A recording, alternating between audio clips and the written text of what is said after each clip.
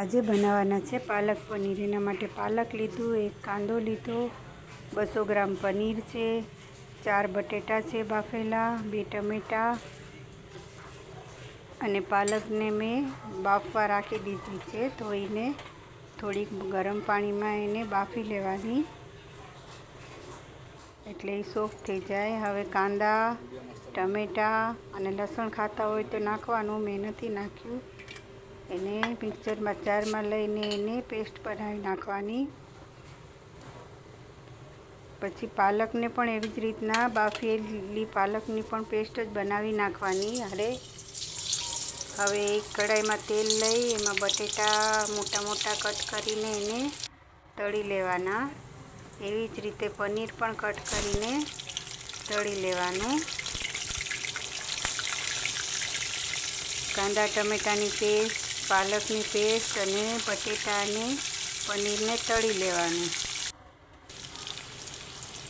આટલું પહેલાં રેડી કરી નાખો, પછી તમારું શાક સરસ બની જશે જલ્દી।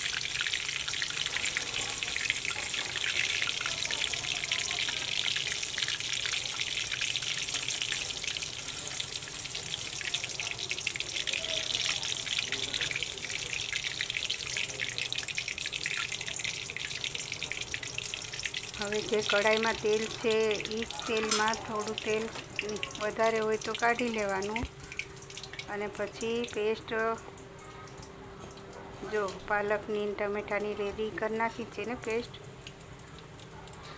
અને આ બે વસ્તુ તળાઈ ગઈ। હવે પેસ્ટ નાખી અને એનો વઘાર કરી નાખો। કાંદા ટમેટાની પેસ્ટ નાખી દીધી છે તેલમાં, વિડીયો લેતા ભૂલી ગઈ।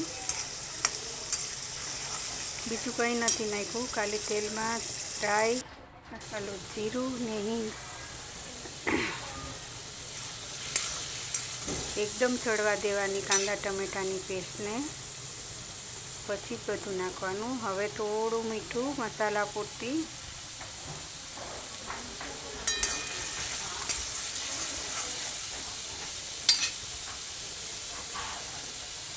પછી પાલકની પ્યુરી નાખવાની।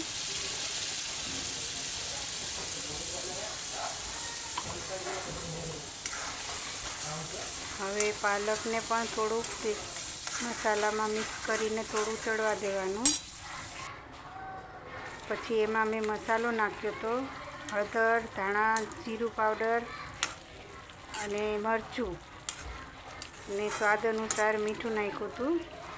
અને પછી આ બટેટા અને પાલક નાખી દીધું। હું એ વિડીયો લેતા ભૂલી ગઈ, આવ્યો ને વિડીયો, અને મિક્સ કરીને ચડવા દીધું। એમાં થોડું પાણી નાખીને આ જો કેવું સરસ શાક બની ગયું છે, બહુ ટેસ્ટી લાગે છે। નથી ગરમ મસાલો હું નાખતી, તમારે ભાવતું હોય તો નાખવાનો, અમારા ઘરમાં નથી ખાતા ગરમ મસાલાવાળું। એને ભાત, પરોઠા ને શાક ને પાપડ સાથે સર્વ કર્યું છે। તો આવી જાઓ બધાય પાલક પનીરનું શાક ખાવા।